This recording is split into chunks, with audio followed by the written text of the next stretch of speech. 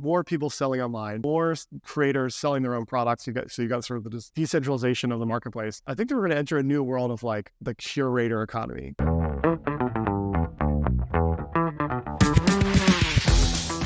Hey, Justin, welcome to the show. How are you?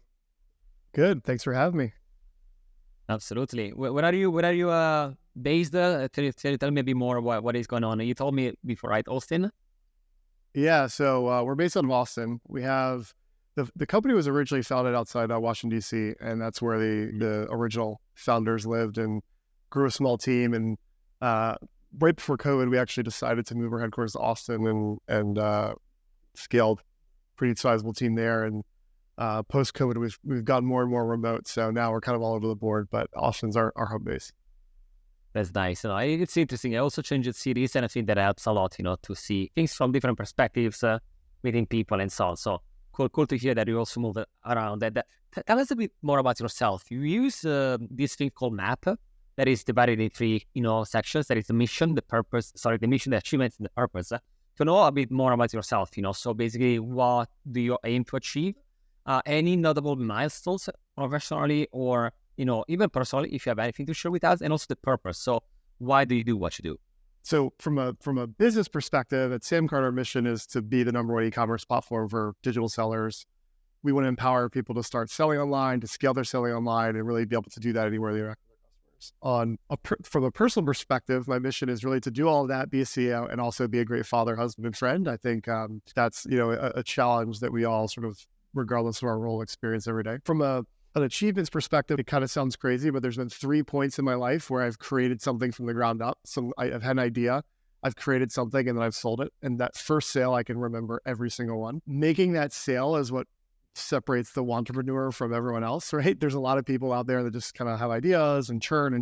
I think being able to sort of push something over the finish line and make that first sale is a huge accomplishment. From a professional perspective, I now, run a 100+ person company. We're strive to be very empathetic and strong company culture. We do tens of millions of dollars in revenue. So scaling a business to that level of achievement has been, also very rewarding. I think on the personal side, I think in the last year, I've had a real personal breakthrough in terms of what work-life balance really means. I used to think that work-life balance meant spending more time with family and friends opposed to work. I've really spent a lot of time understanding that it's less about time and more about sort of reprogramming my brain to understand like what I'm supposed to be getting out of that time. So work doesn't need to be as tied to all my self-worth. And when I'm with my kids, I can have more smaller, more special moments. And it's really been sort of like, for me, a personal milestone. Nice. And, you said, 100 people, millions of dollars, getting in the business. Like now, this is the current situation. But tell me a bit more, like, how did you come up, with the idea of SamCart? What was the aha moment that made you realize, oh, maybe there is a need for this? Yeah, so SamCart was actually founded by 2 brothers, Brian and Scott Moran. They were Division I baseball players in college, and they were really great at baseball. This was in like the early 2000s. When they graduated, they became creators before that was even a term. They were essentially creating online baseball content. So what happened was they started running into a roadblock with their tech. Shopify existed back then, but it really was just for physical products. There wasn't a lot of options for digital product sellers. And so they ran into this wall. And so they built this first MVP of what SamCart eventually became in-house for their own solution. I think at the time they, say they were doing about $1 million in revenue, and they got to about $3 million in revenue just from this software change. What was really interesting is pretty soon people didn't really care what they were selling. They cared more about how they were selling it. There was lots of questions. Well, what is the software you're using? How are you doing this? This looks so cool. Like, how do I do this? And that was the aha moment where they always knew this could probably be, eventually the next business. But I think this was sort of the breakout success for them. Yeah. I mean, the rest was history. We launched in 2015. We did 1,000 customers, $1 million in revenue the first year with no sales and marketing. And I think it just really struck a chord, and we've been sort of scaling it ever since. How did it change the digital commerce? And Shopify was primarily for selling physical products, but now there are like a lot of people selling courses and, consulting and things that they can just make one time and then potentially selling to the masses, even without being there present, right? How did it change all these industry in the past years since you started the company? It's interesting because we built SamCart with 2 sort of key differentiators or sort of key pillars.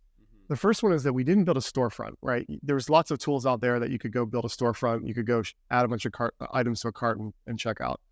But what they needed was the ability to actually bring that checkout experience to wherever the buyer was, right? They were already talking to coaches offline, or they were already running ads to coaches, or they were already talking to parents of students. They didn't need these folks to go to a big catalog store and add items to a cart.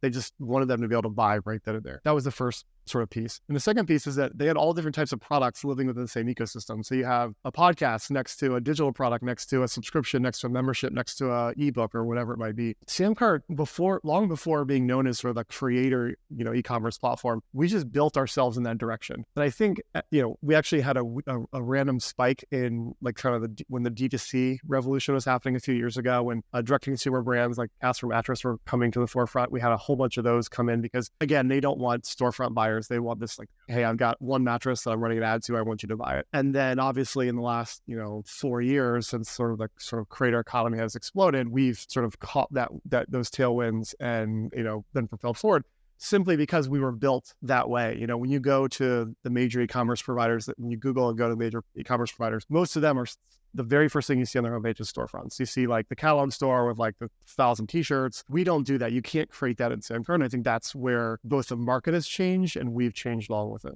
Are you noticing trends happening in the industry? Anything that you're bullish on to be like, okay, if I was like, now a creator, or on the other side, like, Brian, I want to work with a creator, I would like definitely look into that. Is there anything that you're looking at? Yeah. So I think to take what I just said a step back, right? So, I think Linktree has a new creator report out, which is super interesting. I think it's a little inflated. They think that there's upwards of 200 million creators in the world. I don't know. I've seen numbers, we sort of go by the $50 million creator number. But what's interesting is, some of these reports all seem to sort of coalesce around this idea that 46% of them are generating revenue in some way. And so if we take this premise that there's millions of people that are starting to generate online, right, by establishing themselves as a creator. And then we're also saying that, okay, these creators are now starting to create and build their own products. I think what we're going to see is a real big shift in the market and a real trend away from online commerce being dominated by just marketplaces like Amazon and others, right? You're going to see millions of small creators that actually are like leading brands and creating products. And so I think that the brands that lean into that, the marketplaces that lean into that, I've seen in the last like 6 months, I've seen a whole bunch of Amazon competitors that are leaning into that, where they're starting to create like a marketplace, but of creators' products instead of sort of maybe like this sort of mass marketplace. I think that's, sort of a global e-commerce trend. And I think between that and AI, when you think about AI, we have an interesting crossover at SamCart with AI. So a couple things. One, we actually just purchased this was about a year ago now. We purchased a company called Typeset. Typeset is a generative solution that allows creators to basically, you have an idea, you have your written text and you just paste it in, and it's going to output a ebook or product that you could sell on SamCart. One of the things that we found through that and through running some experiments is that the success rate of our creators actually goes up pretty significantly when using AI. Even not our own product, even just our creators that are using ChatGPT, for example, to create their sales content, it goes from like 3%. The average person coming off the street trying SamCart, just Joe Schmo, has a 3% chance to actually make it big and sell and create, make sales online, substantial sales online. We in the same cohort of people we took a cohort of people, we divided them in half. We let one of them, about 1,400 people, run without any sort of AI guidance training. We just let them do it, and they hit that 3% mark, which is our benchmark. We took another 1,400 people, and we actually put them through AI. We made them use ChatGPT to generate their sales copy on their pages, and they went up to 15%. So almost 5x improvement in the ability to make sales by leveraging AI. So what we see is a couple of things. One, what's interesting about creators is that they're really great at creating content, but creating good content doesn't necessarily mean conversion sales content, right? So the story, I won't give their name, but we had the number one violin player in the world. Whatever body decides that, I don't know, but they had something like 9 million followers, and they just were the best violin player in the world. Yeah, they wanted to create a course, and then they launched this course, and they made like $7,000. And it's a perfect example of if you don't know how to create a product or create messaging that actually takes an audience and converts it to buy your product, it doesn't matter how great you are, how many followers you are. So I think someone like that, or even someone much smaller than that, like is going to start leveraging AI in the future to be able to generate, to bridge that gap. And so if we have a bunch of people bridging that gap, right, you've got, more people selling online, you have more creators selling their own products. You've got sort of the decentralization of the marketplace. I think what we're going to have to start, I think that we're going to enter a new world of like the curator economy. Like there's going to have to now be a new introduction, a new place in the world for brands or for, people to essentially start aggregating this content, driving more authority, helping people, develop a true source of truth if you have so much content just being flooded at you. So I think that's kind of in general a trend I'm, bullish on and I'm seeing, start cooking right now. Hello. Is your brand ready to amplify its reach? Well, the Influencer Marketing Factory is here to do just that. We are a global influencer marketing agency helping brands ignite their growth, from influencer identification to campaign strategy, handling legalities and agreements to managing shipping and logistics. We have it all covered. We work with hundreds of brands across different verticals, from Fortune 500 companies to DTC brands. And we don't just stop there. With detailed ROI analysis, we help brands like yours measure success, transforming impressions into actionable conversions. You can find us at the influencermarketingfactory.com or just search the Influencer Marketing Factory on Google. I've been seeing that happening. If you think about it, the hyper personalization and creation of things everywhere. Spotify, there are millions of songs, but it's telling you now like, hey, you should listen to this. There is the DJ function, like there is the different 6 albums that you can listen on a daily basis depending on what you listen to.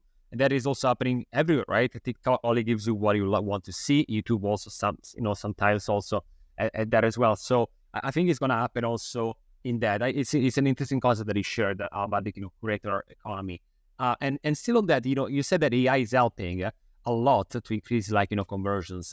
But any other tips that you would like to share when it comes to, again, increasing conversion and decreasing cart abandonment?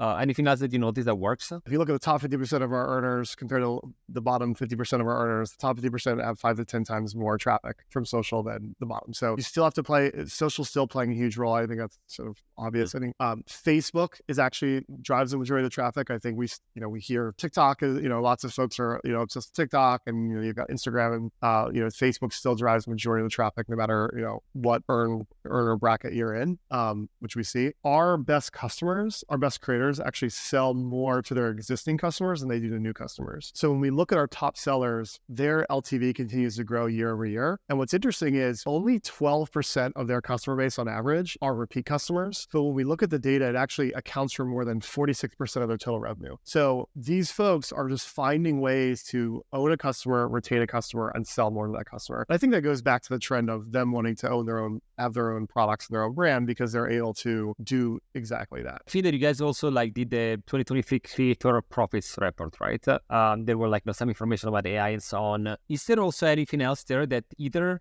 shocked you to find out, anything that you were not expecting, or anything just that got you interest?